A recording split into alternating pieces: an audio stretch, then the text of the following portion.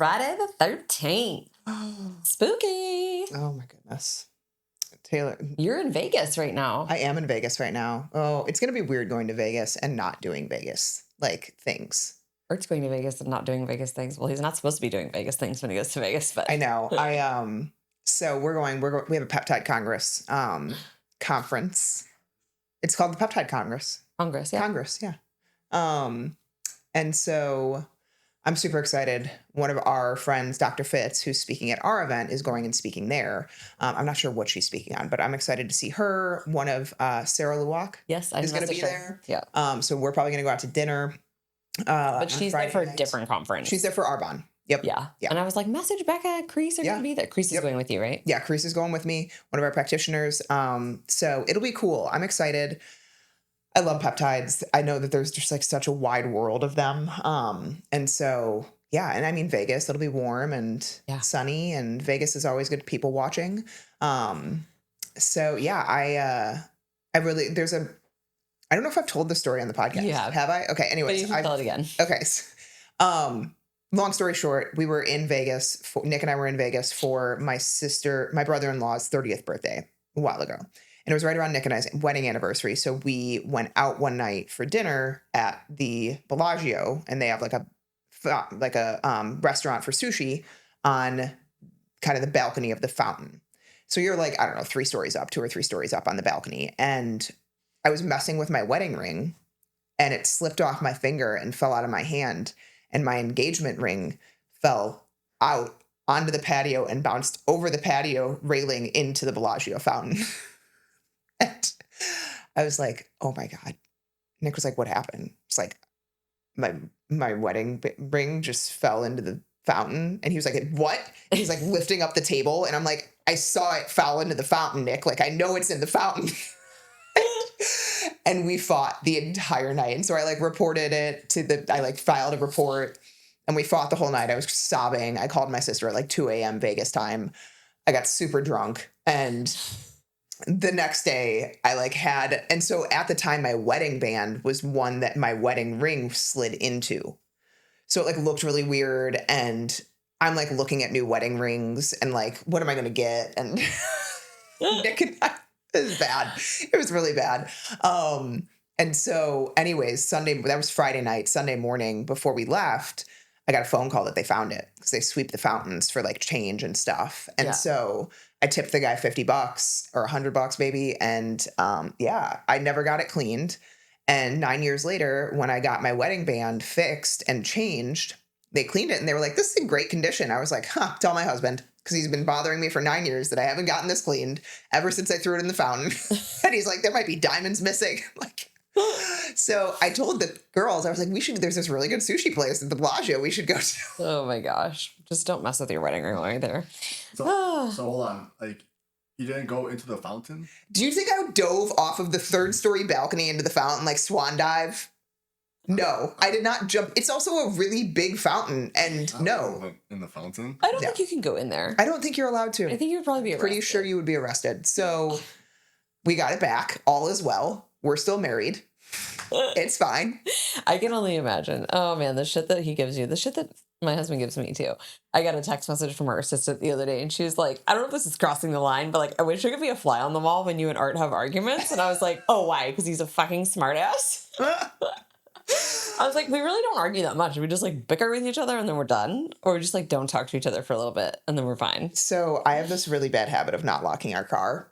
And Nick gets notifications every time because it's the Kia app. I don't get notifications on my Kia app that I don't lock it. But I'm usually have both kids. My keys are in my purse. I don't dig through the purse. And so we were walking into Target the other day, and all of us were together, and we were walking away from the car. He's like, can you please lock the car? I was like, okay, I'm sorry. I forgot. And he's like, I don't know what you want me to say to you to not make you angry. I just asked you to not not forget to lock the car. And so then I was like, honestly, it's this whole layered thing with me that I feel like I'm never enough of a mom, of a business owner, of a wife, of all of these things. And when you ask me things like that, it unleashes it. Yeah. And he was like, so I still don't know what to say. Do I just not say anything and just let you not lock the car? Or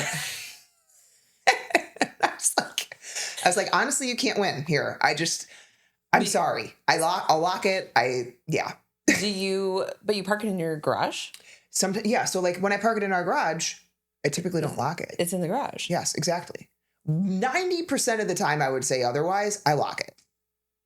It might not be locked. He just gets the notification, like he gets the notification, and it's like 30 times a week in his mind. Yes, exactly. Because men blow things out of proportion. I understand. Yes. I know that life. Nick and my husband are very similar. So yes. Yeah, I get the notifications on my app, my Volvo app, and I'm like, okay, cool. Let's just hit lock. And then the app does it for me because a lot of times my keys in the diaper bag or, wherever it might be. So I get it. We are camping this weekend. I'm very sad I'm not in Vegas with you, but it's Marcus turning 6, Father's Day weekend. And so can't miss it. So I'm going to do the virtual attendance because peptides are so fun. But honestly, we've been working with Alex Kickle, an amazing mentor. And so, he's just been great. Anyways, what we want to talk about today is sleep apnea and some things that you may not know in terms of nutrient deficiencies. And I think it's really important to understand that sleep apnea does not just interrupt your sleep in terms of impacting your energy, your mood, brain fog, how you feel. It depletes nutrients, which is why you feel all the things that I just mentioned in terms of brain fog and low energy. And this can actually be a very vicious cycle, making your sleep worse. So we understand that, some of you need to have sleep apnea, machines. Maybe there is something, in your history where you've had a sinus surgery with deviated septums or whatever it might be. But this is hopefully going to be eye-opening for you to think about if I am struggling with sleep and maybe I'm thinking about having a sleep study done. Would any of this apply to me? And are these things that I should look into potentially with blood work and testing and kind of, doing an evaluation there, or with something like a hair tissue mineral analysis to look at some other minerals that we're going to talk about. But hopefully at the end of this episode, you're going to understand which nutrients and vitamins are getting drained, vitamins and minerals are getting drained, and how these impact your oxygen, your heart, your mood, your metabolism, and then most importantly, what you can do about it.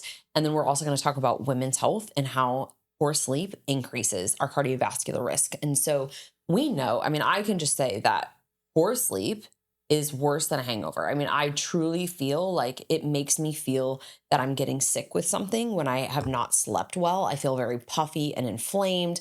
I do not feel cognitively on point, right? Because there's not been enough rest and rejuvenation here. And so this is really important because it's a full body stress event. And sleep apnea is not just snoring or feeling tired. Like it really does take a toll on your central nervous system as well. Like labored breathing when we're sleeping, mouth breathing, snoring, those types of things actually impact our nervous system, which impacts cortisol and in turn leaves us with higher blood sugar levels or very disrupted sleep and not getting that good quality deep sleep, REM sleep. So every time that you stop breathing, your oxygen drops and your body flips into this panic mode. Obviously, the job is to keep your body alive, right? And so their stress hormone, cortisol surges, inflammation skyrockets, and your body enters what we call oxidative stress. Basically, too many free radicals and not enough antioxidants, and this leads to that internal rusting, essentially, of the body. And so the stress eats up your vitamins and minerals like wildfire. That also applies to any time that you're going through a really high stress time and just not getting enough sleep.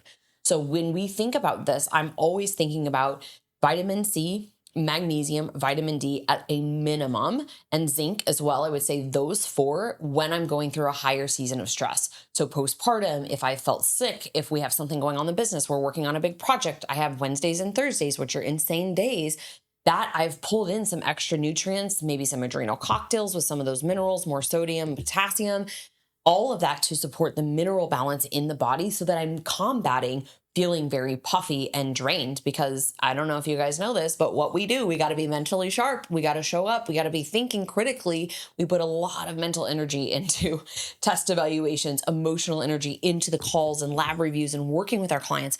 And so this is really, really important, whether or not you have a diagnosis of sleep apnea. Yeah, absolutely. So let's talk first in terms of the antioxidant piece, because I love how you kind of explained oxidative stress is basically too much of this inflammatory buildup, not enough, or basically free radical stress, not enough antioxidants. So imagine you have a bunch of little Tasmanian devils just wreaking havoc internally, and you don't have enough things taking those out, right? So they just cause a lot more inflammation. So vitamin D, number one. So many of us know vitamin D, role in health. It's extremely important for regulating mood.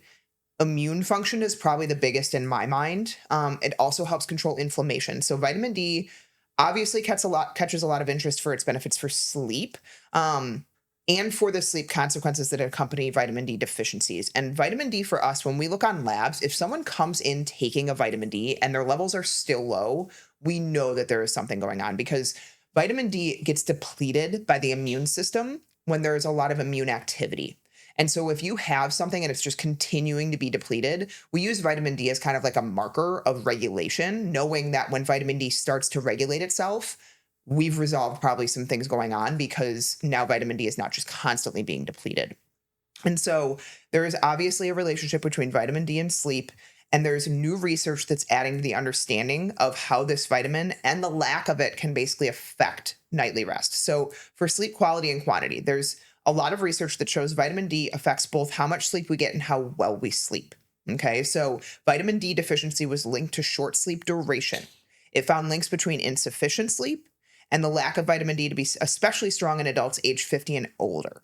Okay, so more than half of the people included in the study were deficient in vitamin D, and it aligns with all the other research that shows the majority of Americans are lacking in vitamin D. Okay, so they essentially analyzed the findings of many different studies and looked at vitamin D's role in sleep, and the analysis identified there is a significant connection between low levels of vitamin D and lack of sleep. And they also found that low levels of vitamin D were connected to poor sleep quality. So you're waking up at night, you look at your REM and your deep sleep, you're not having quality REM and deep sleep. And so for sleep apnea, what they have shown is a connection between vitamin D deficiency and the risk for sleep apnea and the severity for sleep apnea. Okay. So with lower vitamin D levels, it was linked to more severe cases of obstructive sleep apnea. And some good news on the sleep apnea front, it investigated the standard treatment for sleep apnea, CPAP, or continuous positive airway pressure. It was found that long-term CPAP use is connected to significant increase in vitamin D levels. So yes, CPAP machines can be very helpful. I always say, look at all of the foundational pieces while utilizing it so that you are getting better sleep. But then the goal is to come off of those, right? The goal is to get yourself well enough to where your body is doing its own work and its own job, and the foundations are there, because we don't want to rely on a CPAP machine. Yeah, and recognize that anywhere water goes, you have a risk for mold, and CPAP machines can be a little mold factory. So make sure you're cleaning it appropriately, because otherwise you're just going to be inhaling a bunch of, nasties overnight. Let's talk about vitamin E. So another fat soluble vitamin. So that's the key with vitamin D. I think some people don't realize when you're taking it, whether it is a capsule form or a sublingual form or whatever form that you're taking it, exogenously, you want to make sure that you have some good dietary fats with it to help absorb it. The next one is vitamin E, a powerful antioxidant. So this helps maintain healthy cell function and protect cells from damage, whether that's coming from oxidative stress or toxins or a variety of things. This really can help sleep and sleep health problems or sleep-related health problems. So first and foremost is sleep-related memory protection. One effect of sleep deprivation is trouble with memory. Anybody out there feel like you think really well and you remember all the things when you're sleep deprived? I know that I do not. I feel like an idiot when I have not had adequate sleep. So during sleep, including both slow wave sleep and REM sleep, the brain processes memories and our newly acquired learning. When we're short on sleep, we can encounter problems with short and long-term memory recall. Thanks to the antioxidant capabilities, vitamin E offers protection to the health and function of the brain. And research indicates this vitamin might offer specific protection against memory impairment from sleep loss. There was a study done in 2012 that found reduced vitamin E levels resulted in sleep-deprived rats and memory loss. And so vitamin E appears to work by protecting the function of the hippocampus, an area of the brain that is crucial for memory consolidation. Research has shown that sleep deprivation is highly disruptive due to activity of the hippocampus. So we also want to look at this in terms of hormones too, which I thought is a really cool piece to pull in here. Maintaining healthy levels of vitamin E may protect testosterone production from the effects of sleep deprivation. A lack of sleep deprivation has been linked to lower testosterone levels. If you're on testosterone and you're not seeing an improvement and you have shitty sleep, maybe you need to look at this. One of the things about vitamin E too, we see on our genetics test, if you have an impairment there, that you might need to be taking exogenous vitamin E. I really like tocotrienols, very protective for the liver, very helpful if you have a dysregulated lipid profile as well. And then in terms of sleep apnea, studies have shown that increasing your vitamin E in combination with vitamin C and other antioxidants improves nighttime breathing and sleep quality. So, nighttime breathing, labored breathing, remember what I said earlier, can result in stress on the nervous system, increased cortisol, and an increase in blood sugar levels.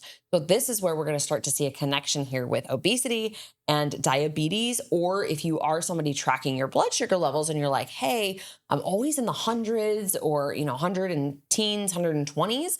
But my 2 hours postprandial all looks good within optimal range, 70 to 90. What I always go to and ask my clients is, how is your sleep? Are you a mouth breather? Do you snore? And what's your sleep environment? Are you sleeping in a cool place, a dark place? All that's really going to matter with your sleep quality. And if you are experiencing that labored breathing, you're probably going to see that higher blood sugar level upon waking. So on to vitamin C. Obviously a big antioxidant. Vitamin C, many of us associate with that strong immune health. It's important for cardiovascular health and necessary for the body to make collagen, which is critical for good bones, good teeth, good skin. And it also helps to extend sleep. The one thing with vitamin C is that it does improve absorption of iron. So we always make a note, if you have like hemochromatosis or you have that predisposition to really high iron, you might want to monitor your vitamin C levels because it could potentially exacerbate that issue. So for sleep apnea and related health risks, on its own and in combination with other antioxidants, vitamin C has been shown to improve the symptoms of obstructive sleep apnea. So there was a study that showed the combination of vitamin C with vitamin E, like Liz talked about, taken twice daily, reduced episodes of sleep apnea, the interrupted breathing that is the hallmark symptom. And it also improved sleep quality and decreased daytime sleepiness. Because a big part of when we do not sleep, this oxidative stress builds up. And one thing that we talked about on another podcast is that when you don't sleep, you essentially don't get this lymphatic drainage. So your lymphatic system is something that essentially puts cerebral fluid all throughout the brain to help essentially cleanse it. So it helps basically detoxify the brain cells. When you do not sleep well, when you are constantly waking up at night, you're on a sleep medication that doesn't really help you sleep, but more as a sedative, you don't get this cleansing process. And so that causes more oxidative stress buildup, that causes more inflammation. And then your cells are just more inflamed and they are simply not working as well. They don't receive things as well. And so when you can get more antioxidants in there, it's not saying like, oh, don't worry about sleep if you have enough antioxidants. You need, though, the antioxidants during this time to help pull down that oxidative stress and inflammation, which is why it helps so much with the energy and the alertness and all of these things, because you're kind of combating the negative effects of what's going on with sleep apnea. So one of the major risks with sleep apnea is cardiovascular disease. Typically, people that have obstructive sleep apnea are more likely to have high blood pressure, metabolic problems, obesity, arrhythmias, and other cardiovascular issues. It makes sense because of the inflammatory response of the body, the high cortisol, the inflammatory aspect of how it can increase oxidative stress, which will typically increase LDL levels, increase plaque buildup, increase inflammation of those arterial walls, all of those things that we don't want. And when we don't sleep well, like Liz was saying, the higher blood sugars, which leads to that metabolic function. And it's all just this vicious party of things going on inside the body, and one affects the other. So this obstructive sleep apnea that's linked to problems with the lining of the blood vessels, kind of that endothelial wall, that should be helping to maintain healthy circulation. What vitamin C can do is it can improve the endothelial function. It can potentially relieve some of the stress that sleep disorder puts on the cardiovascular system. So to increase sleep amounts and sleep quality, that low vitamin C, like low vitamin D, has been connected to shorter sleep amounts, okay? All of these things play a role, all right? So for memory protection, similar to vitamin E, vitamin C has been shown to offer that protection for the brain against the memory losses. Where to get it? All types of citrus fruits, right? Those oranges, those limes, those lemons, putting fresh lemon in your water in the mornings, broccoli, cauliflower, Brussels sprouts, all of those good things. And then on vitamin A. Okay, another fat-soluble vitamin, specifically retinol. So, been found in sleep apnea patients in deficiencies. So, it helps prevent the thickening of your blood vessels and supports healthy airway function. So, when antioxidant levels drop, inflammation goes up, blood vessels stiffen, and your body loses its ability to adapt to those oxygen swings at night. So, it's again just this accumulation effect. Like, your body gets so depleted. You need these things to maintain good function, but you're not getting them. You're depleting them faster because you're not sleeping well. And then things just get worse and worse and worse. Yeah. And I think for most individuals, maybe not those that listen to this podcast, but that really struggle with sleep apnea from a metabolic perspective, they probably also don't have a diet that's replenishing these daily, right? So it's just, again, something where we see the person getting worse and worse and worse, and they keep trying to throw medications at it, more sleep supports at it, or whatever it might be. And they're not, again, addressing the underlying root cause. So what I would say, if you're listening to this podcast, is you can check the link in the show notes for lab work and review. That can give us a lot of insight. And I'm going to go into the B's next. And we see that on our lab panel. We check extra markers, especially homocysteine, that tells us about methylation, which is really, really important when we think about brain health and neurological conditions, especially when we're looking at short-term memory loss, long-term memory loss, things like Parkinson's, ALS, Alzheimer's, dementia. Okay. So link is in the show notes if you want to do that. It's a full lab panel. We send you to LabCorp, or if you're in a rural area or New York, New Jersey, Rhode Island, we send you a kit, and then mobile phlebotomy comes and draws it. And then we get the results, and we schedule an hour-long review with you to review the results and help you understand where the gaps are and things that you can do to support your body to get out of this place of being symptomatic. So let's talk about the B's: brain, blood, and breath. There's really some important ones here. I'm going to touch on folate first. So this is vitamin B9, and this supports methylation and detoxification in the body. Anybody out there heard the buzzword MTHFR, the motherfucker chain?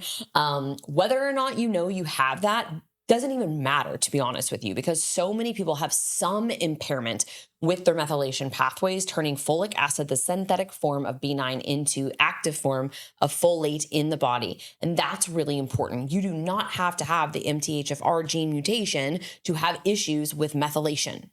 Hear me again. You do not have to have the MTHFR gene mutation to have issues with methylation. This is why we check blood work and we look at homocysteine.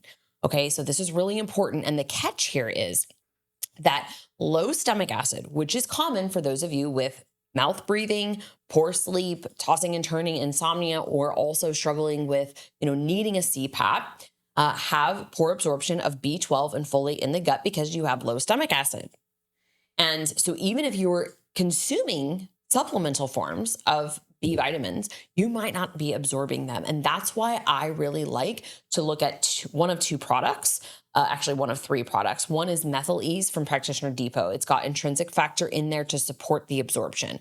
Or you can do a sublingual B12 and folate. Or I really like the chewables, the kind of lozenges that Dr. Ben Lynch has formulated for some individuals. Okay, so we customize that based upon the person. But if you're dealing with gut issues and you have poor absorption, we're probably going to want to take a sublingual route or a lozenge route so that you can absorb more of it rather than having to suppress it through the gut. The next one is B6. This is involved in many functions of the body. I think some of these are unsung heroes that we want to talk about, and it really aids in sleep and affects our dreams. I don't know about you guys. I like dreaming. Some people are like, this is wild dreams. I had a horrible dream the other night, though, because I can't watch scary things because I'm a child. And we were watching The Last of Us, which is like a zombie end of the world show. Hard pass. And definitely had a full-blown zombie apocalypse dream that was like kept me awake at night in the middle of the night. And I can't watch scary things. And Nick makes fun of me all the time. He's like, I just want to watch one scary movie on Halloween. And I'm like, I don't want to not sleep tonight because I will have a very vivid dream because I'm terrified. Yeah. So I like dreaming sometimes, except when my husband leaves me for another woman or when I have zombie apocalypse dreams. We've been watching Friends and Neighbors. We just finished that. So good. And then White Lotus, we're finishing up the third season. So good. So interesting. But I'm hard pass on scary things. No, thank you. Even Scream. And I remember, it was like high school. We were at a friend's house, all like the church friends, and we decided to watch the movie Ring. Do you remember that movie? Well, whatever was happening when the horse was getting like deheaded and the phone rings, the phone rang in her house at the same time. I freaked out and I would never watch a scary movie again. Nope. Not No, even thank like you. the funny ones. Like, what's the whole, like, there's like, Oh, scary movie? yeah. Yeah. Yeah. Yes. No, thank you. Okay. It's okay. Taylor, really fast, just because it reminded me of The Ring. Taylor's been in this phase lately where she whines and then she'll crawl to me. Reminds me of the fucking Ring girl. And I'm like, stop it. Get off the ground. You are 3. You do not crawl to me right now in that creepy crawl. I know exactly what you're talking about. Oh my gosh. Okay, so B6 helps with dream recall. It also can help people increase their serotonin production. So a lack of B6 has been linked to symptoms of insomnia and depression. B6 aids in the production of hormones, serotonin and melatonin, both of which are really important for sound, restful sleep and also mood. Melatonin is it is the most powerful antioxidant in your body next to glutathione. So from, our perspective as clinicians, sometimes we will even do a higher dose melatonin, like what we call like a melatonin reset for some individuals, like 200, 300 milligrams for a few days and see how they do. But there's a strong correlation between depression and sleep problems. Among people with depression, 75% or more also had some form of sleep issue, including insomnia.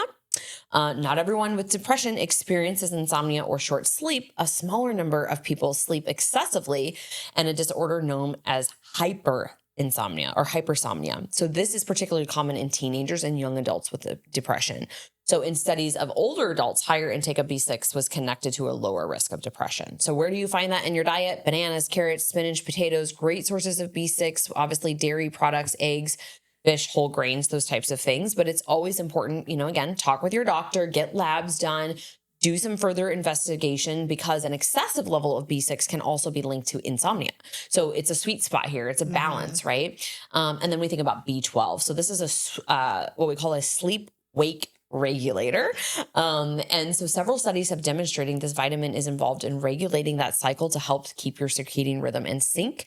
At the same time, the influence of B12 directly on sleep is not necessarily clear, but some studies have shown a correlation between low B12 and insomnia, while others show higher levels of B12 are linked to sleep disruption and shorter sleep times. And I would believe this is because B12 is more energizing. And this is where genetics come to play and why you might think about not always doing methylated forms of B vitamins. You might want to do like an adenosylcobalamin or a hydroxylcobalamin with B12, because you can see if that's stimulating you, it could keep you up like caffeine at nighttime. So I think that's a really important call out there. And then let's wrap it up. We're going to talk about MVPs, which are minerals. Yes, magnesium. I mean, so many people see an improvement in sleep like immediately with magnesium because it helps your muscles relax, including your airway muscles, and it calms your nervous system and supports deep sleep. Yet most people with sleep apnea are magnesium deficient. So no magnesium, more stress, less airflow, worse recovery. So it is very much so well tolerated by 99% of people. There are those random people. We have seen them. We have worked with them that do not tolerate magnesium. So we always say start low and slow, but 5 milligrams per pound of body weight is kind of the upper limit that you can work towards on magnesium. And magnesium glycinate is probably the best one that you're going to find. That or Trimag. I also like Trimag, but you just want to be careful with magnesium citrate, as it can cause a little bit more wateriness to stools because it pulls water into them. Zinc, little underrated, also helps regulate your body's clock and circadian rhythm, supports repair of damaged tissue, teams up with vitamin A for immune and airway health. Without enough zinc, vitamin A can't even do its job. So breaking it down, if you're breathing through your mouth all night, which is common in apnea, your mouth dries out. Dry mouth is lower stomach acid. Lower stomach acid is poor digestion and absorption. And that all leads to nutrient deficiencies. So now you're just burning through more nutrients. You're also not absorbing what little you're getting. Double whammy. Mouth breathing also puts stress on the nervous system and therefore impacts cortisol and blood sugar levels, which is why we can see blood sugars elevated in the morning if you are a mouth breather. I sleep great. I do not have any issues with sleep, except I am a mouth breather. So I know that it is affecting things. My son is a mouth breather. I'm taking him to the orthodontist later this summer to get an expander put in, because I can promise you he snores. Mouth open, has awful breath in the morning. We also know the impact of bacteria in the mouth when you sleep with your mouth open, and then that leading to gut issues. Like it is a gateway to so many issues. So I do the Breathe Right strips. I do the mouth tape. It's super sexy. My husband makes fun of me because he's like, I'm just going to have you put that on earlier in the night so you don't talk as much. And then he's such an But ass. then he complains because he gets home from work and he's like, are you okay? Because you're like, I've been talking all day long. I just like don't want to talk. I just can't talk anymore. I wanted to give a couple of shout outs here. So first and foremost, Bio Optimizers. I love their sleep product. It's a powder, or I think you can do capsules too, but it's all 8 forms of magnesium. Little testimonial. So one of our friends, my husband's best friend, actually, they were over this past weekend or last weekend, Memorial Day weekend, whatever.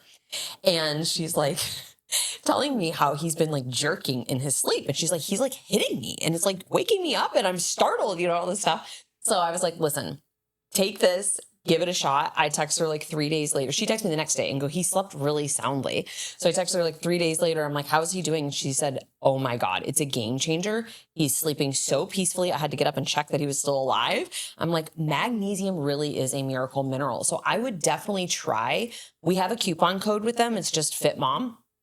They are phenomenal. I really like just the regular bio optimizers. I don't really take anything for sleep. I'm actually pretty sensitive, and even with progesterone still, I think I'm getting used to it, but for a period of time, I was like, man, this is making me like tired in the morning. I think I'm regulating to it, but anyways, shout out there. And then yes, so going back to what you mentioned in terms of the mouth and mouth breathing, airway is extremely important. What I would encourage you to do, especially if you have children, is see a dentist that is experienced in airway. So I was messaging Becca because I took Ethan for a consult. He has a lip tie and a tongue tie. Thank God it's not causing a lot of like feeding issues. He's 17 pounds at 5 months. He's fine. And he's not like a huge spitter upper. He doesn't have a lot of colic or anything like that. He's very chill and happy baby, thankfully. But it can down the line cause some speech issues or, mouth, just like issues in terms of feeding and eating and all these kind of things. So I was chatting with the doctor and I was also explaining to him about my son who got a shark tooth. So his first tooth came in behind his baby tooth. It did kick it out within a couple days. So that's good. It created that space. But I said I had braces, right? And so I want to make sure, because he does mouth breathe sometimes, not all the time, that we're getting ahead of this. And he said one of the main focuses in our practice is airway. So make sure that whoever you're talking to, because I guarantee you the pediatric dentist that I took Marcus to before could care less. She's all about fluoride and didn't respect my values. So we're not going there anymore. Nor did she ever bring this up. And I think that's really important. So that's just kind of a shout out for mamas out there thinking about airway and the expanders and your kiddos and helping them now when they are little, because there's a lot that the orthodontist can do to help correct it as they're growing. Yeah. I digress. No, you're good. So at the end of the day, what can we do about it? Right?